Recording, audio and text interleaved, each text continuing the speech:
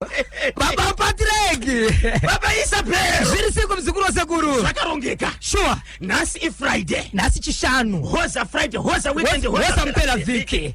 Komanga machibvunzwa ka? Rega tingoti hoza National FM. Hoza National. Jana ndibvunza zvaki. Manga machibvunzwa ka? Nani? Na Honorable Member of Parliament for Epworth North Zia. Honorable Kandishaya. Honorable Kandishaya. Ndachikuona zvangu. Ngarichinyepera kukona sikarasi. Right. Ndachikuona Honorable Kandishaya. Hanza chimuti chatapira. Kwanzi chatapira. Chiri kudekedza. Anofamba nacho wona. Avachisiye. Zuro Duma. Naniko. Honorable Kanopula. Ene zuro ba Honorable Duma. Na Honorable batijanya. Honorable Kanopula wariko. Vanoenda kupi? Okay. Hanzi kudi? Kwanzi ndakachibata ngosvika ngonditi kuZimbabwe kwanzi makadiko vana veZimbabwe. Tinotenda. Nasi makatibatirei. Mukoma KB kana ndakazogara chimuti chinoramba chichipisa. Chicharamba chichipisa. Sokupisa kwachagara chichiita. Atina chiremba simba takomanda. Chino makwanani. National FM unofunga kuti musuwe mande iri kupisa asichuze. Inenge chipisisa. Akuzoti weleze. Kusoka. Chenjera kuti ukaibata unokwatuka. Unokwatuka. Nasi munichi. Zimbabwe ndine nyaya yandinayo yekubulawayo yenzvimbo kumamisha yevanhu vairota vachitwa madzimai kubva kuvarume kusvika kuvakadzi. Pachibva pazodanwa umwe mwana ainzi akaita mukurumbira achimbogara imomo achinzi kunyangwe ari wekuno aiwa achagari kunoko aita mbiriwana achiita basa ikoko ngaadzoka azobatsira ndokunopinda imomo zikanzi ndiri kukumbirawo sezomuina sabhuku ndanyara nokuda kwezvandiri kuona muno handichakwanisi kushanda basa iri nditendereiwo kuti padare pasabhuku pasi pemuti paya kana kuti patsaka kana pashedhi ningorovera hoko ipapo hatisvike mangwana musati maziva zvaiitika kuti ndiani aikonzera zvinhu zvese. Ndine update ndakakuti turumbichana handina kuzoenda kumberi iri nyaya yekugokwe yekunzi kune svikiro rakabata mbudzi kuita mukadzi. Beyond, deep down, beyond, deep down, beyond, deep down, oh, beyond, deep down, beyond, deep down, beyond, deep down, Yemeniwo varoya vana piro mumba iwe chichakatika kugogwe kana richiti svikiro mukoma KB. Yes. Sikutaura utungamiriri pane vepasi. Right. Vepasi. Ndichazokuudzai kuti rizosvika pakunzi svikiro chichakaitika kusvika mbudzi yabatwa. Utungamiri wazivikana kubva pamuridzi wembudzi akaona zvichiitika zvepakati peusiku midnight kumapasi 12 dzeusiku mbudzi ichitwa mudzimai mushure yakushema kuti muridzi wedu akadobuda. Ndine nyaya mhuri yeZimbabwe yepachikoro chiri kuDarwendale.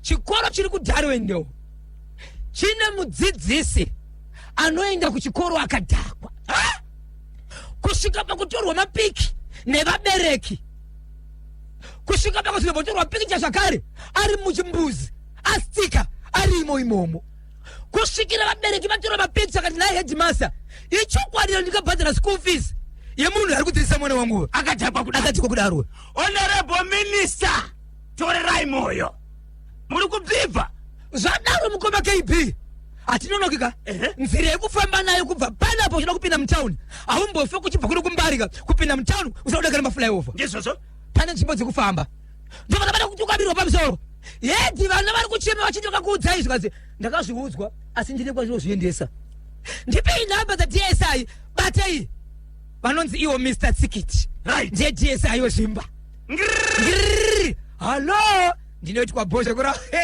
chichaitika bhozho ndikati chikoro chenyu kazvi zvikanzi chipi ndakati Darwendale zvikanzi nyaya iyo ndakaifambira bhozho asi kana kwani imwe zvakare ticha wandaiziva pachikoro izvi patakamutumira timu rangu rekunoona ikoko akabva resigna akati chikoro ndasiya. Okay.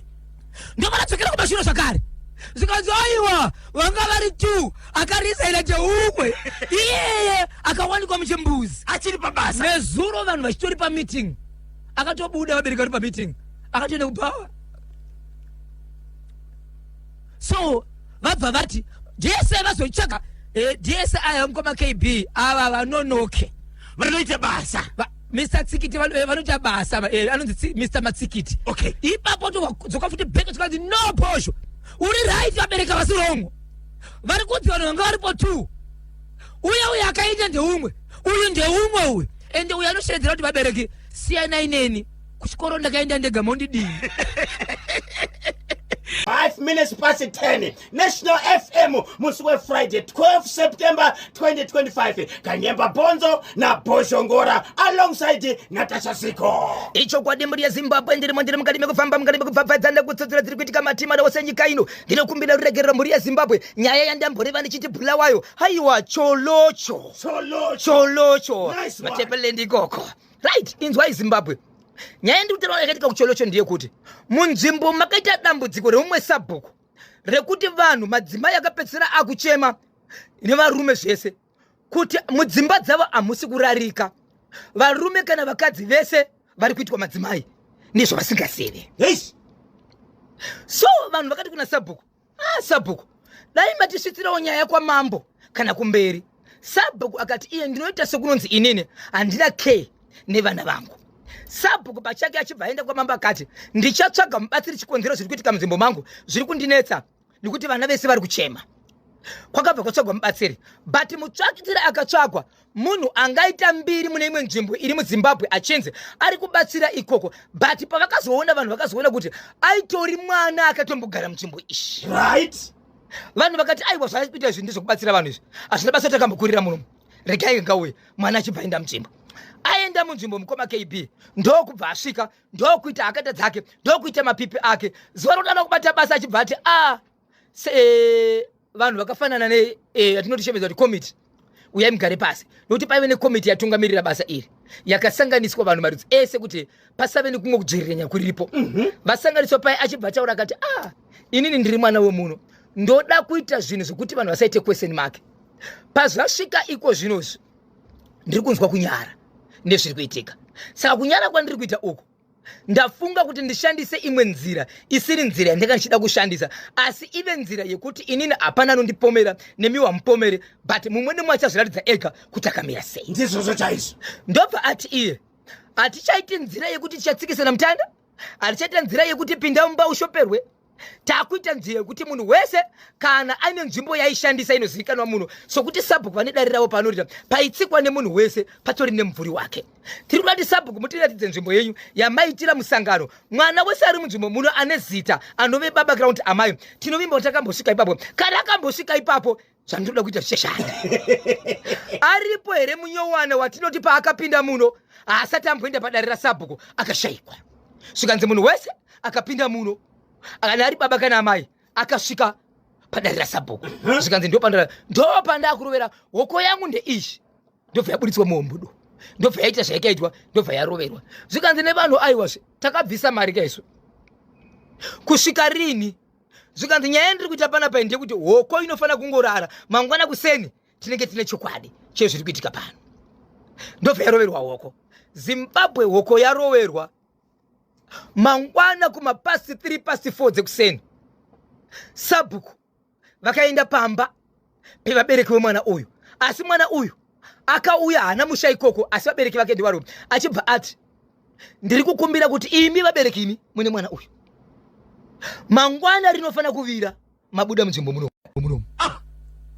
handichakudai muno vabereki vemubatsiri okay handichakudai muno kodambudziko nderei mwana wenyu imimi ndiye watadana muno mubatsiri ndakatendera kuti auye muno ndichiziva kuti mwana plus ane kunyara kwaachaita paaita nyaya dzake nehoko dzake dzese azviona kuti sabhuku vangu ndo vari kukonzeresa zvinhu izvi wayaenderera mberi aifanira kusiyana nazvo saka roda kuita sei zvikanzi atenga basa saka isusu taita sei ndimi wani makashedzwa nemwana uye muno ndizvozvo zvikanzi allright zuwa rakasara robuda Sabhuku vakuzvimba muviri, Sabhuku vakuzvimba kwakavanzika. Saka Sabhuku izvi kutaura kuno kwatiri kuita panguva yavo yakasenge yakutaurwa mukoma KB yakuzadziswa kunzi munhu anga achiita zvinhu izvi ane pamba pake pane madota akawanda zvekuti anokwanisa kuenda usiku achitora madota ari mudzimba dzevanhu achinodira pake. Atora akawanda anogona kungotora kapu pamadota penyimimi asi achidira pake pamadota ipapo. Ndo panoitira nyakanyake dzake nevarume nevakadzi vemunzvimbo idzi kwete mumba. Asi vanhu vanoita navo bonde ava havaendi kunotorwa kudzimba dzavo kana kuvainga dzimba dzavo, vanobuda vega vachienda. Anenge ane juti anobuda ega, amai kumagunde yekumagunde amai kuita mutemo achienda sei achinanga ikoko. Zuva rega rikasvika naMwari hapana paanoita bonde vanhu vanodarika vari pasi pe7 vanomwe varume kana vakadzi.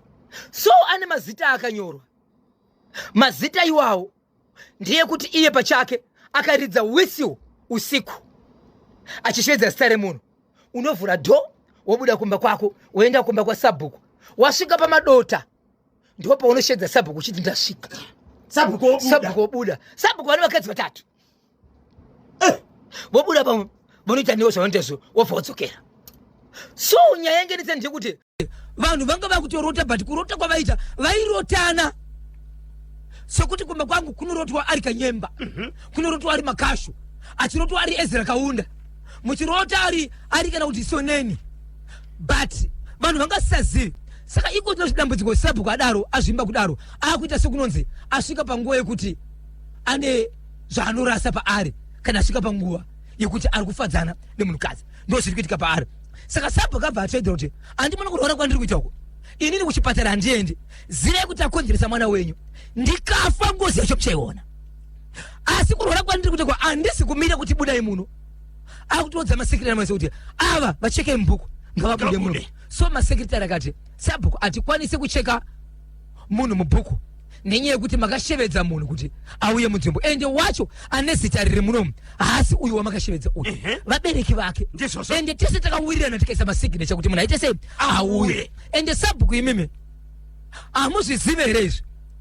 Sabhuku svika vati ndinozviziva, but pamaona kuti ndi Sabhuku maisafanira kuenderera mberi nezvino, mwana uyu aifanira kuita tsika. Mubatsiri akabvunzwa here kuti Sabhuku vaishandisei right kuganga kwaiita nemadzimai nevarume munharaunda. Sabhuku anoti kwanziwe mushongo wokurima nekupfuwa, ende zvichokwadi kurima nekupfuwa aiwa zvinhu zvakanazvo. Anonzi kusimbisa pakurima nekupfuwa. Ndiri kuda kubvunza kumhuri yeZimbabwe chikonzero ndakatozombobvunza kune vamwe kuti paurombwa hwekuita kuti munhu anofanira kuti ange achida madzimai akawanda kana kuti achishandisa varume nevadzimai iri nyaya yemunyamungunira kana kuti mubobobo inoshanda papi? Variko vari kunze kuwo mwanoziva zvine here zvazvinobatsira kuita mubobobo pamwe kuti munyangunira. Saka Sabhuku azobvuma achiti ndinozvitenda handisina wandisina kutamba naye varume nevakadzi vari munzvimbo yangu kusanganisira nemavhileji ari padhuze. Saka Sabhuku vanga vane timetable, vaiti vakangoridza whistle kune vanouya anoudza whistle achishevedza zita remunhu iyeye anobva abuda oenda kumba kwa Sabhuku onomira padota. Ende ni mukoma KB patori nenyaya yekuti izvo kune vamwe mai vechikuru vakura vane zera rekuti avachisina murume vari kunze vakamuka vari pamba paSabhuku kumadota nerimwe zuva vakatonzi yeye kwawanikwa muroyi. Sabhuku akazopupura achiti mai ava vanga vasingaroyi, yange iri nyaya yekuti ndini ndakanga ndavatora nenguva isiriyo. Ndakanga ndavatora kuti ndizovashandisa, saka vana kuzokwanisa kudzokera. Dai vakangodzokera dai vanhu vakazvibata kudhara zvinhu izvi, but ndakati zibhete vabati vari apa ndivo vakazopomerwa kunzi vane zvavaita. Sorry, havana dambudziko. Aunza nyaya paNational FM ndiya kubva kumasekretari, asi nyaya yavauya nayo vakatsigira inyaya yekuti vabereki vemwana uyu ndizvo here kuti tobviswa munzvimbo nokuda kwemwana ane basa rake akatenderwa nokudavizwa naiye Sabhuku, and Sabhuku ndiwo anoti ndakaendesa nyaya kumusoro kwa mambo vakatitendera. Right, musoro mekunge Sabhuku wabatwa kuti ndiwo wanga wachita mabasa erima. Vanhu vakaendere kwa mambo kunotaura kuti Sabhuku varwara uye vari kudzingaka vabereki vemubatsiri akashedzwa munharaunda. Ndichitaura nekomiti sanganisa na secretary vanoti nhasi vari kugara pasi naSabhuku vachiti iwo takutora vice Sabhuku tiende nawo kumusoro nokuti zvamuchataura mimi hakuna kuchazvigamuchira nenyaya yekuti wacho watikadana zvakare abata imimi. Saka mashoko enyu haachina dambudziko kana mambo kusvika tichivaudza kuti vabatwa asi mashoko avo anoti Sabhuku vanoti munhu wamuri kundiudza nezvake haite. Saka nhasi vari kugara meeting yekuti vasvitse chichemo kuendesa kwa mambo chemurume ari kudzingwa uyu chavari kuenda nacho. Saka pavari kuenda nemurume ari kudzingwa vachinopa nyaya yekudzingwa kwemurume uyu wobva vaudza kuti asi nyaya yari kudzingirwa ndeyakati asi ichokwadi kuti Sabhuku vabatwa. Nyaya iri kuenda kwa mambo nhasi. Icholocho. 10:15 ndo nthawe pali manje pa National FM. Muniti tani na icho chatini muri wachatsudzirwa na baba Isabel. Paka Mount Darwin. Shiri kuti kudini kwa chaku Darwin. Chifika ndeya. Yes. Mach Central. Ndiko mzukuru wangu. Ikoko. Best. Ila kuchareja gokwe. Hey! Chaitika kumaona. Garai pasi. Icho kwa muri ya Zimbabwe ndiri mukadibe kufamba. Muri ya Zimbabwe tine murume watisina kutsvaga. Atitsika pano pandepfenyero pambare studios. Pazuva ranhasi. Okay. Paka apindira. Kana mozoenda pa WhatsApp channel yedu. Aiwa, ati handisi kunyara. Ndotaura ndei. Ndoda kuonekwa, ndionei. Ndachema, ndarwadziwa. Achibva kwa mambo kandeya. Murume uyu akatomboita kaseo achitengesa dzimotokari. Dzikatorwa nekanzuro dzese nekuda kwezviri kuitika. Atori nesqueleti nemotokari dzevanhu. Yes. Ane purazi rainayo. Akatomboita chikoro. Atori nechinzvimbo ngari menzvimbo iyi. Ndakatombotaura rimwe zuva pano panhepfenyuro makore 2-3 adarika aya ndichitaura nekuti ushingi hwaita pane chimwe chikoro chiri kunzvimbo ishi. Okay. Nhasi adzoka muri yeZimbabwe. Chiita nesa zvikanzi zvandaitaura zvese zviya muri yeZimbabwe yaive nyaya yekuti ndakafamba ndakange ndakaromba. Murume uyu akura sei? Kana tikakanganisa ari kuma 60-70 years. Okay. Nhasi tinazomubvunza zvedu kuti asvika papi. Zvadaro zvikanzi ndakaromba ndine madzimai 2. Ndakaenda kune rimwe bhodha rataura nezita. Kwandakaenda kwandikanoromba ndikanopiwa mushonga wandakasanganisa kusanganisira nemhonzi yetsvanzva kandi nhengeni ndikakurunga dziri mubhodhoro. Ndiri mukati mekukurunga ndopa ndakazoona mukati umo mane hove inonzi muramba. Instruction yanga apiwa. Wangaenda kunoromba. Okay. Akanza aite sei? Asanganise mushonga wakatemerwa iye. Atemerwa iye kusanganisira necooking oil. Atemerwa kudaro ari mukati mekukodzo kwa mushonga uyu. Anazoona mubhodhoro wemhonzi ye. Mubhodhoro akanwa mane chi? Mane muhove inonzi muramba iyai. Ndokubvanzi paMaria uchaita iwewe. Gadzira ka cashbox kako kauchaisa pasi pesofa. Kanike kakakiwa kachigara ipapo. Sofa iri paigara kudaro kaigara kari pasi apa maigara muine mari. Mari yakanzi iyo aitengeswe chinhu chinonzi mapirisi kana kuti cooking oil. Nokuti paakatemerwa mushonga uyu akasanganisirwa cooking oil. Right. Mukadzi wake pakazomutuma akaenda kunotora $20 imomo ndobva anotenga cooking oil ndobva atengera mai vake mapirisi ndobva chabvondoka pamba apa. Mangwana mukusena chimuka akawanikwa pasofa riya raanogara pane cashbox basi paine pakagara kamudhara kana ndebvu chena kasina kuwasa kutaura nako. Kubva ipapo mudzimai wake ari kuita bonde nekamudhara kaya. Iye zvakare akada kubata zvinhu zviri pabasa apa ari kunzwa zviri kugwina zvese zvingori makitsi. Pekutanga akatora mari akanobhadhara. Imwe mari yanga kanzi auye nayo akaenda ne$11,000 akanobhadhara. Mari yakashota paakadzoka akunodzokera ari kuwanika pamba paipa pasina munhu rapadongo. Phone number chaiti. Ndokubva aenda kumaprofita ari kuguruve kwaakanzi uye nezvakati tikubatsire asi ari kuti pane zvakaona zvimwe zvinoratidza kuti anogona kuzvigona. Zvadaro muri yeZimbabwe pamba pake ane ofisi iri pamba pake ari kuti shoko iri rakatombosvika kwa mambo. Vari kuzviziva kuti vakanzwa kuti padhore ofisi yangu ndakacherera coffin. ende ichokwadi ndakacherera coffin padhore gwarere office yangu. Coffin isina munhu mukati, but ndakaenda kunotora mukaenda kumakuva pane zvinhu zvinogona kuiswa makapu kana zvimazenge zvinenge zviri kumakuva, ndo zvindikatora pisi yachona ndobva ndasanganisa nekambarure kangoma kanorowa pazviguri kambarure kaka mburumburumburumbu kaka ndo kandakaisa mukati ndibva ndacherera. Uchipinda imomo aiwa mari ndinoita ende mari ndanga ndichibata. Zvadaro ndine muko wandakapiwa kuti madzimai angu ndinobuda nawo usiku ndisina kupfeka ndoenda nawo kumakuva vachinogezera kumakuva ende vakatogezera zvakare paguva raamai vangu vari paguva ravamwene. Saka iko zvino zvaakuitika zvachona zvaakunetsa vakadzi vachibva ntiza. Vakadzi vese vakatiza, umwe wacho ari kudomboshawa, mumwe ari mutauni. Saka ndiri kuchema ndichiti izvo vakadzi vangu dzokai kumba.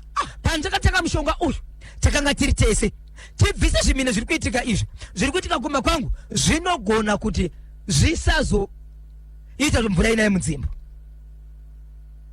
Saka mukaenda papachingura letesa kare munomuona murume uyu achitozvitaura nezita kuti ndini nhengi dai mauya kwakati. Saka izvezvi mukaenda paWhatsApp channel yedu muri yeZimbabwe muchatoona murume uyu aripo achitaura. Tamutora nezvimwe zvikamu kwanzi kana kwandinogara handisi kuramba kuti mundione, ziva kuti ndo zvandiri. Saka chamunza pano pa National FM pa ZBC Mbare Studios kuzoisa chikumbiro chiziviso chekuti madzimai angu kana makaterera mudzimai wangu nhengi nanhengi dzokai kumba basa iri takabata tese. Ko azive rekunogara madzimai ake asi vakaita zvokutiza avachisipo pamba vakaita zvokutiza. Ari kungodzwa kuti umwe ari kudomboshawa umwe ari mutauni. Akaenda ere kuna Natezvara akanotaura dambudziko rakapoti madzimai ati ari kutotaura zvakare achitaura Natezvara ndiri kukumbira ruregerero pabasa randakashanda nevana venyuro ngavadzoke tione kana muchida kubhadharwa ndokubhadharai. Baba Isabel ari kukumbira ruregerero pa National FM rekoti akaenda kunokumbira ruregerero kuna Natezvara. Maonero angu handa kuenda kuna Natezvara because pane nyaya yekuti kamudhara kari kumhanyana vane mukadzi mudiki kaka mukadzi wake kawe mwana wevanhu kawe ari kumhanyana sekuru. Paakaenda kunotora mushonga akapiwa miko enda unoisa mari iyi muka cash box kanoenda pasi pesofa ende kwanzizo kana muine 1000 kwanzi kana yakushanda inongoshanda ka 1 mobva mapinda imwe but aitengese zvinhu zvakafanana nemafuta nemapirisi. Mukadzi yakabva teka cooking oil yepamba nemapirisi amai vemukadzi vairwara. Okay, akaudza ere madzimai kuti ndo mhiko yatapiwa kwataenda kunotora mushonga mari iri umu haibatwe. Ari kuti mukadzi ndakamuudza but handizivi kuti akarasika sei, but paakamuita zvinhu ndakabva ndaziva kuti mahwana atanga ende ndichinoda kwanzi ini nasati andiudza ndakatanga kuona kamudhara kakagara pasofa ndopa ndikaziva kuti zvatanga izvi zvinoda kungobata chero mudziyo wepamba anenge ari magesi. Mataura kuti cash box iyi yaigara yakiwa makiza angari pai makiza mukadzi akatopiwa kana akutonzera notora mari ka akanga atoererwa kuti notora mari but zvaakanotenga ndo zvisirizo. Akanotenga mafuta ekubikisa nemapirisi. So ndiyo yega mari inenge iri mu cash box yaigara iri mumba mu cash box imomo ndo makanzera unotora ende ndo kana uchengeta mari ndo maenzi tora imomo kana mukatora imomo zvinobva zvaita shandisai mari yo ichipera ka1 ichipera muri kuya imwe. Kamudhara aka kakaoneka pakati pasofa akasikutaurikana akataura kuti ende akambogara akaona muupenyu akakabuda nguva iyoyo pakashandiswa mari zvisirizo. Akazoziva sei kuti kari kusvina nemudzimai wake amukadzi ritotaura kuti ndo zviri kuitika. Saka mudzimai paakatiza kamudhara aka kachiri kusvina nemudzimai here asi ari kwanzi kwaariko kwaasi kuudza kuti zvakamira sei asi kumba kwazvisi kuramba uko asi kuita chese charoda bata nguri magetsi zviri kugwina. Paakaita mari akanzi huya uzobhadhara akaenda ne11,000 aiwa 11,000 azoenda nayo manje mushure mekunge pane zvakuitika. Alright, akanganisa mhiko asi mari yaroda kushandisa vaitora umu nemadzimai ake ende madzimai ake akatomboenda nawo kuno kumwese mukadzi mukuru but pavakauya nemari iyi pane pabhodha pakati vachikrosa rimwe zuva kwanzi akatiudzwa kuti honai bhegi renyu riri kubaka moto kwai ndichibva ndavati ndofunga ari padonhedzera focha ipapa ende mukadzi mukuru akaramba kuti kabhegi aka kaendeswa kumba kwake kakaendeswa muhomba memukadzi mudiki. Ndiye mukadzi futi akurohwa nani nekasekuru. So paakapiwa mushonga atanga kuita mari akanoona mubatsiri kuti nganga iya akanobhadhara zvaifana kubhadhara uko vakapedzerana uko panguva yacho pakakanganisa mhiko achibva aenda akanzi uya nemari mari akabhadhara 11,000 but ane imwe mari itori shoma zvitoti itori kuma 100 something kupoza $130 yakasara pamari yakanga inana akudzukira ne 130 yayi ndopakaona paisina vanhu patodza pachagari vanhu ndopazo ndichimubvunza ini kuti 130 maindirei kumaprofiti amuri kufunga kuti vanogona zvinhu izvi instead yekungodzokera kumuridzo zvakanzi ndakadzokera but ndakanoona paisina vanhu plus pambapa foni yacho haisi kuita pakaenda kune mamwe maprofita nevamwe vabatsiri kuti abatsirwe nedambudziko rari kusangana naro ari kunzi kudini ari kunzi tinozvigona saka kuti asati adzokereko zvinozvi pane zvakaya kuzotora kuti adzokere but kutora kwachona anogona kuita nguva asati aita chimwe chinhu pamba because pamba pacho hapasi kubatika zvinhu magetsi anga ane castle motikari dzakatorwa nekansel dzese manga mune motikari ngani motokari dziri kunzi kana vachinzwa hana kuvana kwanzi dzanga dziri panonzi pamadondo ndopanga pane ibhindu radirika ndofunga kudaro vanoziva kune madondo pamadondo ndopanga pane castle yake yange ine motikari ngani dzakatorwa anositara namba ndikuna kuti zvibvunza izvi because ndiri kutaura naye endi chii chakapoti council itore motikari ndichataura naye izvezvi mabhizimisi achiri kuenderera mberi achiri kufaya kwanza hakuna chinhu chichi chiri kufaya kana mota izvezvi pauya pano auya netsoka ari kutoshandisa makombi ari kutokwiriwa malifisi vamwe asi mari iri kubatika zvayo ari kuti zvinhu zvacho zvakunetsa zvakugwina imima vanhu munogona nga muchitoziva munhu uyu mukaenda pachanel pedu vari kumount Darwin kwachief kandeya ari kuti handinyari kani ndinosoka nondibatsira kune vese vasati vajoina National FM WhatsApp channel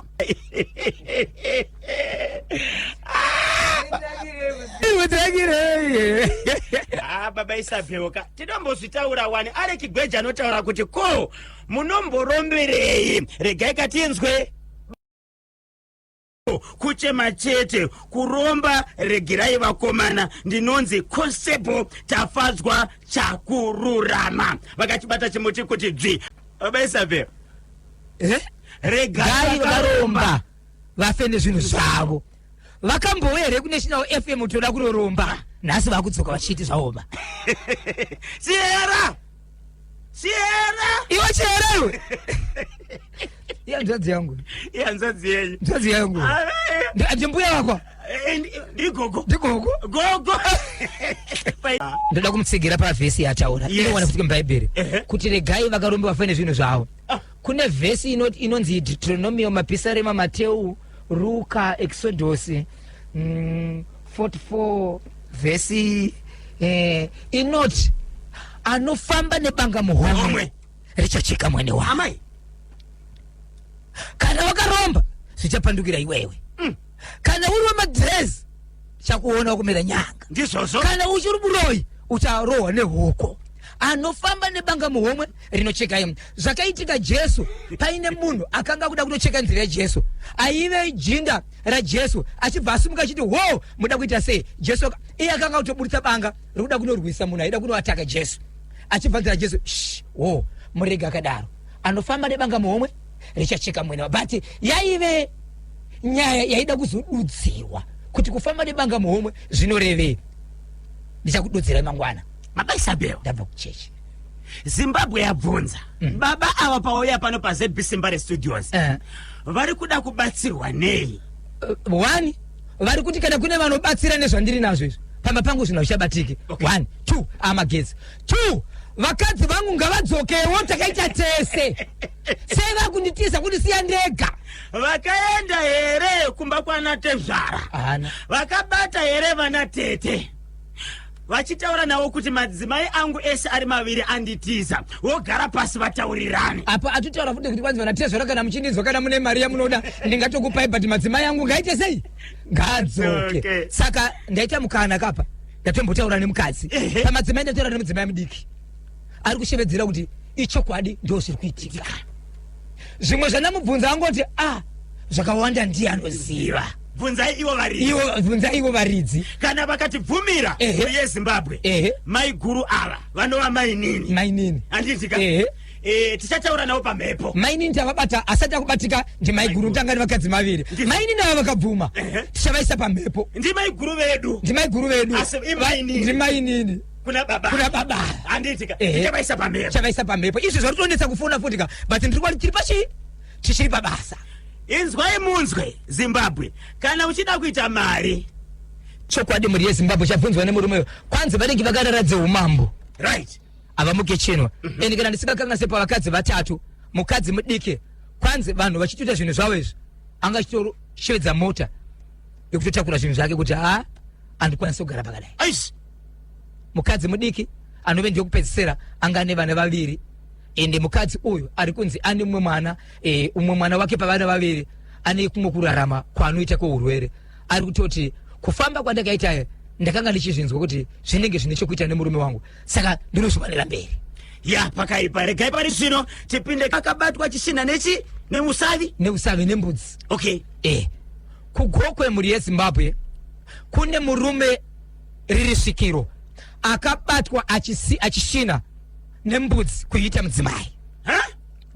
Mbudzi iyi akabatwa kuri mapasi 12 dzeusiku. Mbudzi yakaenda kunobata imbudzi yemukoma wababa vake vano baba mukoro. Pavakamubata murume uyu akabva vataurirana achibva anzi unofanira kubhadhara mari ngonda iyo 1300 years. Achibva akwanisa kuwana mari ngonda 300. Asi mari yawanikwa mashoko akazokwanisa kusvika kwamambo. Yasvika kwamambo ndoko akazoungana masabhuku madzishe anokwenda kuitawo matana to 6 vachibva vagara pasi vachibva vamuti nokuda kwenyaya iyi unofanira kubhadhara mari inokwenda kuti iyo imombe dzekuita 10. Akapiwa nguva yekuti aunganidze mombe dzekuita 10 abhadhare mudzi idzi.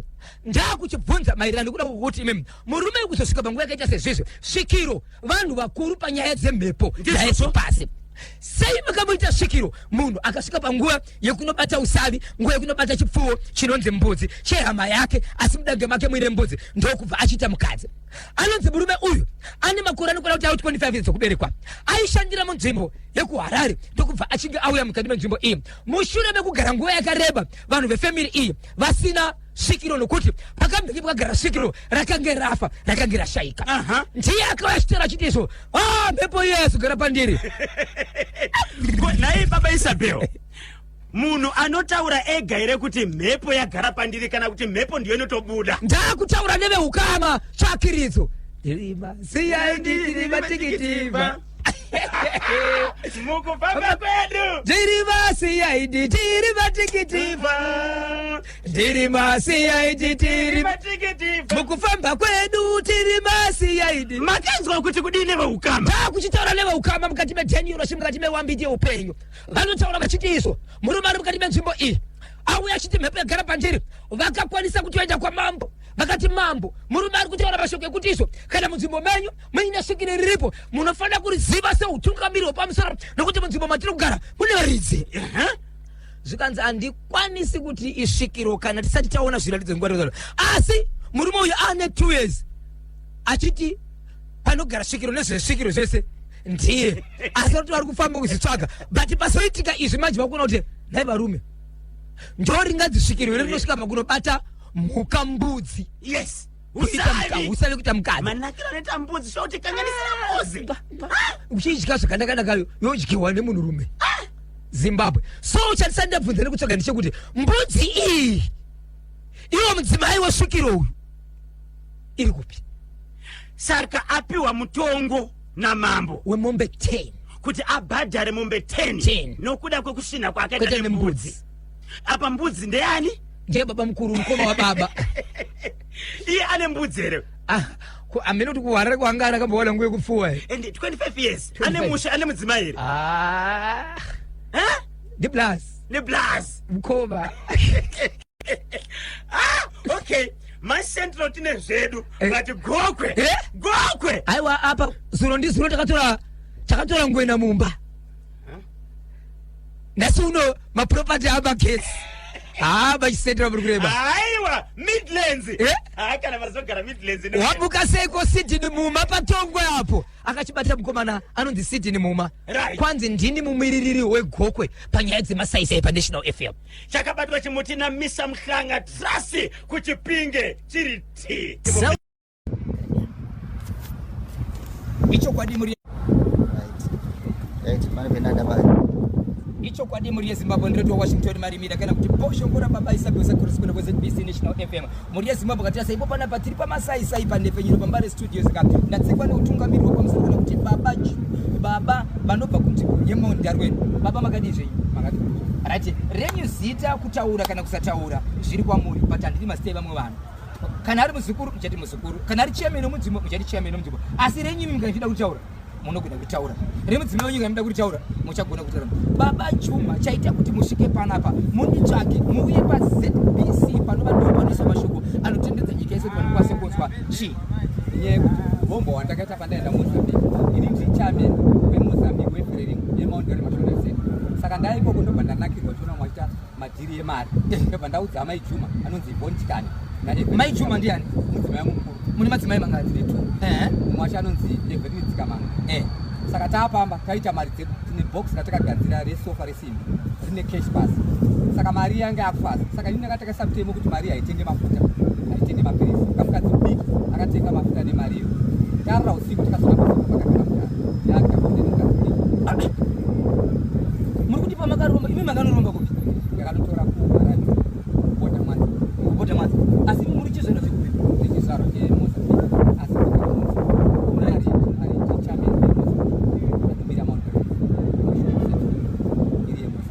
saka pamakaenda kunoromba mimi mari makagadzira takagadzira sofa tikanama sofa resimbi ndobva ndaisa cash box pass saka ndakagara ipo muridzi amboona kuti pane box pass ndotokina noloko saka mukati mondo makataka support mushonga saka munhu aigara nesofa inzi amai Chuma vadiki anonzi Everini Dzikamanga mukadzi mudiki saka mukadzi mudiki ndakamupa mutemo kuti kana wavhura mune 1000 yese yaingopera udzoke nechange saka yakazotora maita $20 ndobva aenda musitoro mambini ndobva atenga muno mwana wangu anonzi Tanaka Juma abva atenga kumwero abva apiwa change yabva atumira mapirisi ambuya vangu uya anogara kuprofit ndobva atenga mapirisi yeBP saka manheri yayo usiku iwovo takazona pasofa pakagara chachana saka takazoiti mid 2 days zvinhu zvese zvikubata magesi papurasi saka hazvichashandi mune purasi ine famu saka chiri kuitika pafamuchimachi makabata malokererwa magesi makabata mijeserwa magesi ndobva ndazodzokera kuminga vanga tatonga mishonga ndabva ndanodzosera zvinhu zvimwe ndakapisa tsvimbo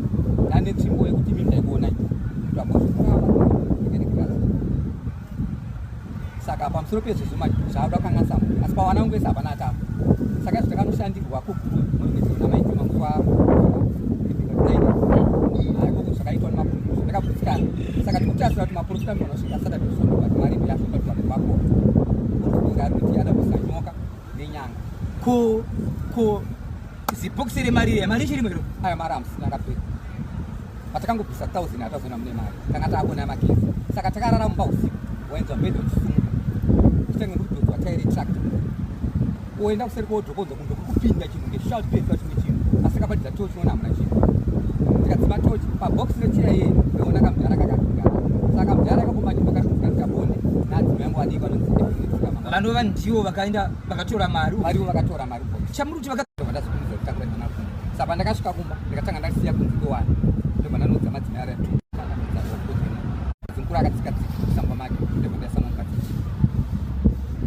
saka pari zvinozvi vakadzi vese vanditiza ndasara ndega vana vese vatiza mukadzi ari kuno mwara chakuda kuenda domboshamba mukadzi saka ndikukumbira rudzinzi reZimbabwe kana achiona munhu anonzi Bonchikani anotowana 2 ngaadzoke kumba tigadzirise urombo hwatakaita notindega zvinotadzisa mvura kunani nokuti vakadzi vangu vaimuka usiku ma4 vese vachinokwira makuva evanhu vachigezira ipapo vachizoka saka vaakuta izvi izvi makanga mawirirana zvese takatoenda ndaiperekedza ndaenda ndakabvisa sheti iyo vakabvisa embasheti vaitokwira gwara amai vangu vakandibereka ichitoona tokubvisa zvaiwirirana saka itori mhosva yandifana kuripa nekuti mvura hainayo zvinofana zvigadzirisa ari mambo womunzvimbo benji muindia chief kandela akazvinzwa kuti vachirira coffin paofisi but vanhu vakaramba bozvaichisa imakasherera pai paofisi ikofini rei makasherera ikofisi risina munhu takangoisa mbarure yezvigure yakaisira paofisi yange iri yei pangu kugadzira mari ine mari yatikapinda muofisi mimai uya mega yaikutenda ibata mari yagara nebhegi kuseri kwesiti remari kana ndikasvika pana vanhu vese ndikasvika pana vese ndaivatengera munofamba nemota rudzi mota sansina dzapera nane mota dzakawandisa ndakavhura kasi yemaunhu ari pamadona kuti mota zhinji dzakatorwa dzivazvo saka ndautokumbira kuti vese vandechipetira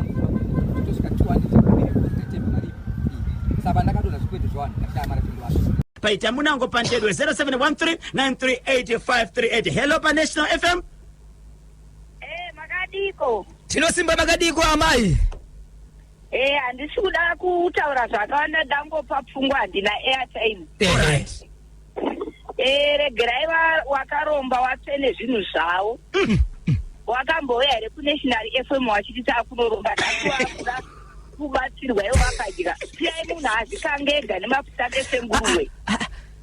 Bye-bye. Ndiani? Chera special. Yes. Tamunango pantedwe. Hello pa National FM. Boere. Wakoma vangu muri sei? Bozo kuti ndimhoresera Yuna Bosho. Alright, isata mhorosa Yuna ka. Ndiani watiri kutaura naye uye zve ari kupi? Kirimora pakatakwara concession. Katakwara Kirimora. Zviri kufamba here? Bozo kuti iwe. Wanzi. Na Bosho. Right. Chokutanga ndechekuti chaunojara ndo chaunokohwa. Ichokwadi. Kasekuru ako ngakanatombomupapaidza stereki bhozi akazvida ega ende vakadzi haana kuvaudza kuti ndo zviripo. Kopa waienda kunogezera kumakuwa waifunga kuti chii chiri kuitika? Handiti aivamutsa usiku here vasingazive dai vazizi aikanganisa mhikwe. Waifanira kuramba kuti tiri kuenda kunogeza makuwa sei pane chinji hausi. Vaimutsa usiku ka. Saka vanogona kunge vasingaziva vachimutswa nemushonga. Vaitonzi handei. Aitoshandisa vakadzi. Ya, saka mati aite sei murume uyu? Kirimora.